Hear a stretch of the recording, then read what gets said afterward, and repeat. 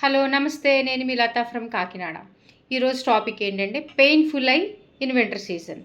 So ఈ painful I ఎందుకు వస్తుందంటే, ఒకటి యూవీ ఎక్స్పోజర్, రెండు ఎలర్జీస్ వల్ల వస్తుంది. సో యూవీ ఎక్స్పోజర్ ఎలా వస్తుందంటే, ఈ సన్ రేసు స్నో మీద పడి ఆ స్నో నుంచి ఈ రేసు ఐలోకి రిఫ్లెక్ట్ అవుతాయి.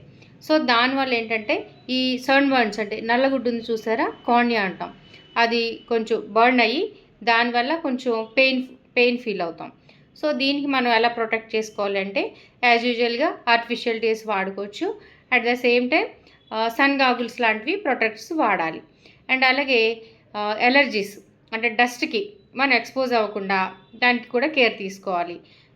పెట్స్ నుంచి కూడా వస్తూ ఉంటుంది. అలాగే మనకి రెగ్యులర్గా బెడ్షీట్స్ అవి కూడా మారుస్తూ ఉండాలి పడుకునేటప్పుడు.